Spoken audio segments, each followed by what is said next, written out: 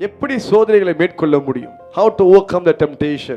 இந்த வாழ்க்கைக்கு, பரிசுத்த வாழ்க்கைக்கு உங்களை அழைத்தது யாரு? ஆண்டவர். ஆமாவா இல்லையா? அழைத்தவர் உண்மை உள்ளவர். நீங்க தவறினாலும் உங்களை தவறாமல் பாதுகாப்பார். தடுமானாலும் உங்களை கீழே விழுகாமல் பாதுகாப்பார். உங்களோட பலத்திற்கு மேலாக சோதிக்கப்பட இடம் கொடுக்க வேண்டும். சில பேர் சொல்றீங்க, எங்க பாஸ்டர் என் லிமிட்டை தாண்டிடுச்சு. இல்ல, இன்னும் உங்க லிமிட் இருக்குன்னு அர்த்தம். உங்களோட பார்வைக்கு, உங்களோட அனுபவத்துக்கு இவ்வளவு தான் நினைக்கிறீங்க. இல்ல, உங்க பலம் இன்னும் இருக்குன்னு ஆண்டு நல்லாவே தெரியும். Actually, the truth is you are stronger than what you think of yourself. நீங்க கணக்கு போடு, இவ்வளவு தான் என்னால முடியும், இவ்வளவு ஆழத்தான் போக முடியும். இல்ல, நீ நீச்சல் ஆழத்துக்கே போக முடியும். அப்ப உங்க யாருக்குமே வந்த காரியம் ஓகே உங்க திராணிக்கு மேலாக இல்ல, திராணிக்குள்ளாக தான் இருக்குது. It is still under the limit and boundary that God has set for you. அப்ப எந்த சோதனை வந்தாலும் நீ ஒன்று புரிஞ்சுக்கணும், கர்த்தர் இதை அனுமதி கொடுத்துருக்கானா, என்னை நம்பி அனுமதி கொடுத்திருக்கிறார். என் கூடவே இருந்து எனக்கு பலத்தை கொடுப்பார். அவரு உங்க வாழ்க்கையில உங்க திராணிக்கு மேல கொடுத்தாருன்னா அது என்ன அர்த்தம்? ஆண்டவர் மிஸ்டேக் பண்ணிட்டாருன்ற அர்த்தம். நீங்க ரட்சிக்கப்பட்டவங்க, நீங்க விசுவாசி. உங்க வாழ்க்கையில சோதனை கர்த்தர் அனுமதி கொடுக்காம வராது, ஆண்டவர் அனுமதி கொடுத்தால் தான் வரும். இப்ப ஆண்டவர் ராங்கா மிஸ்டேக்கா உங்களுக்கு ஒரு அப்ரூவல் கொடுப்பாரா சாத்தானுக்கு? இப்படிப்பட்ட ஒரு டெஸ்ட் கொண்டு போட்டு இல்ல, உங்க கெப்பாசிட்டி என்ன நல்லாவே தெரியும். எது உங்களால தாங்க முடியும், எது உங்களால சுமக்க முடியும், எதை நீங்க கடக்க முடியும், தேவன் நல்லாவே அறிந்திருக்கிறார். Over the time people lose in temptation because they give in to their flesh. அவங்க மாம்சத்துக்கு இடம் கொடுக்கிற விஷயம் தான் விழுந்து போகிறாங்க. ஆனா உண்மையா பார்த்தீங்கன்னா உங்க பலத்துல நீங்க அதை மேற்கொள்ள முடியும். கர்த்தரும் உங்களுக்கு உதவி செய்கிறார், வழியை உண்டாக்குவார். ஒரு அறைக்குள்ள யோசேப்பு மாட்டுனது உண்மை, ஆனா கதவு எங்க இருக்கு நல்லாவே அவனுக்கு தெரியும். வழியை பார்த்து ஓடிட்டான் வெளியே. ஹல்லேலூயா. கர்த்தர் வழி உண்டாக்குவார். சொல்லுங்க பார்த்து, உங்க சோதனையை கடக்கிறதுக்கு கர்த்தர் வழி உண்டு பண்ணுவார்னு சொல்லுங்க. He has already made the way for you to escape. Hallelujah. ஆண்டவர் உங்களை ஒரு இடத்துல வச்சு அடைச்சி வைக்க மாட்டார். நீங்க சோதனை மாட்டி அடைச்சி இருக்கணும்னு இல்லை.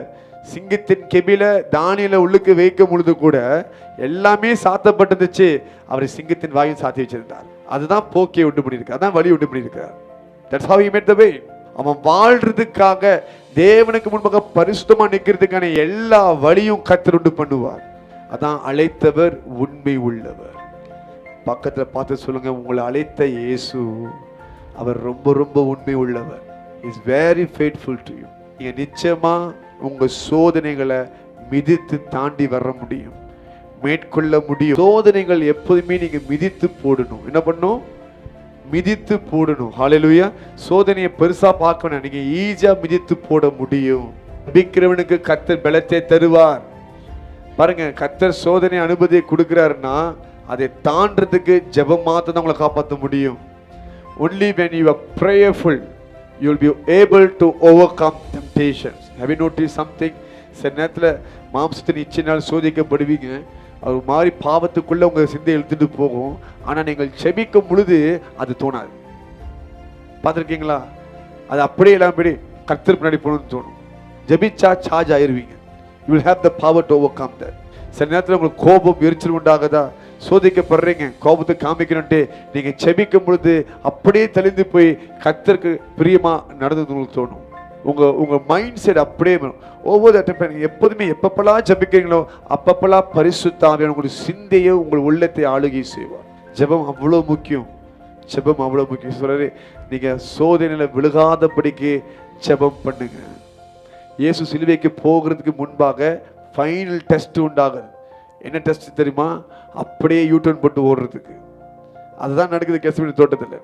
ஓகே, அவர் எப்படி ஜெபிக்கிறாரு? பிதாவே, உங்களுடைய சித்தமானால் நீங்க இந்த பாத்திரத்தை எடுத்து போடுங்க. அதான் யூட்டர்ன்.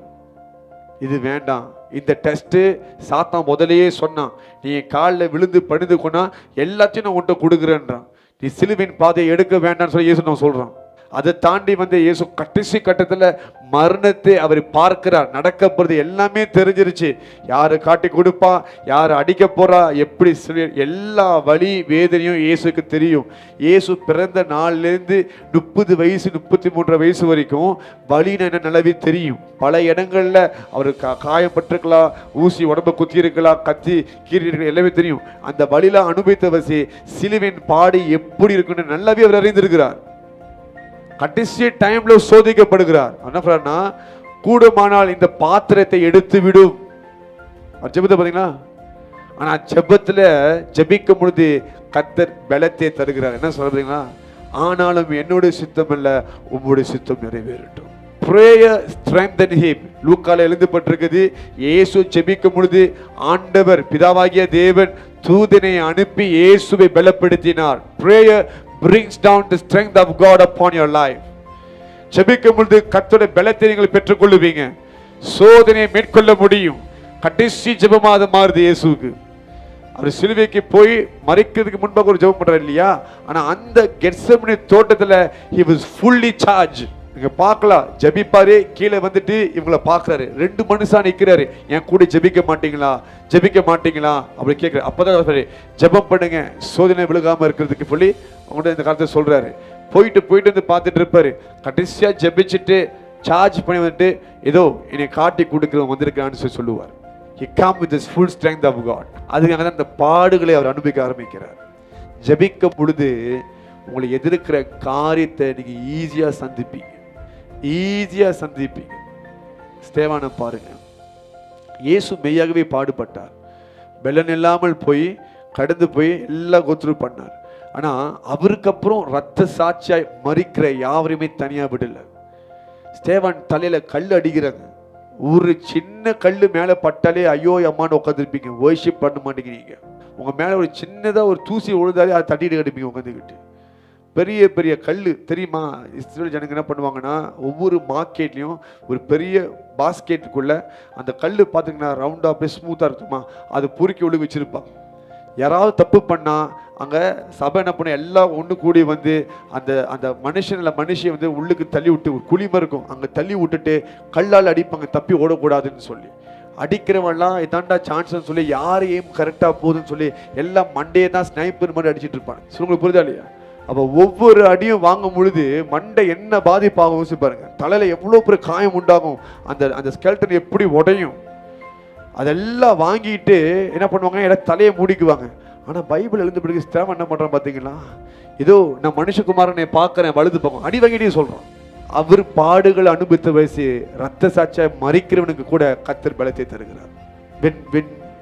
ஒரு மனுஷன் ரத்த சாட்சியை மறிக்கும் பொழுது ஓகே ஆவியானவர் அவனை பலப்படுத்தும். அந்த ரத்த சாட்சியா மறிக்கிறவனுக்கு கர்த்தர் உதவி அளிக்கிறார். வழியில இருக்குது, ஆனா அந்த வழியை பார்க்கலாம் அந்த மகிமை பெருசா இருக்குது. நான் சொன்னேன், கர்த்தரால் நிரப்பப்பட்டிருக்கிறீங்களா? நீங்க கடந்து போற சோதனை ரொம்ப பெருசா உங்களுக்கு தெரியாது. நீங்க கடந்து போற அந்த ட்ரையல்ஸ் உபத்திரவங்கள் பெருசா தெரியாது. கர்த்தரோட மகிமை உங்களுக்கு ரொம்ப பெருசா தெரியும்.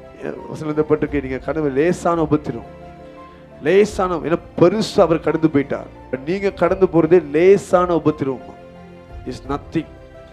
You can't be boasting saying that oh என்ன மாதிரி யாரும் கோத்து இல்லை, அப்படிலாம் கிடையாது. அதோட பெருசை இயேசு கடந்து போயிருக்கிறார். ரத்த சாட்சியை மறிக்கிறவனுக்கே பலத்தை ஆண்டு கொடுக்கிறார்.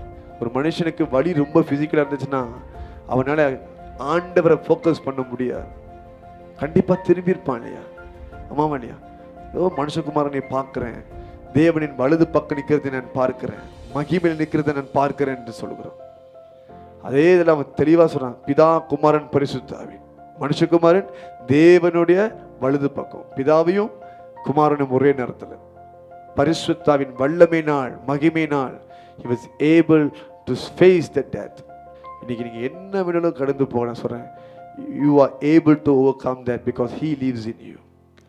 அவர் உங்களுக்குள்ளே இருக்கிறார். ஹல்லேலூயா.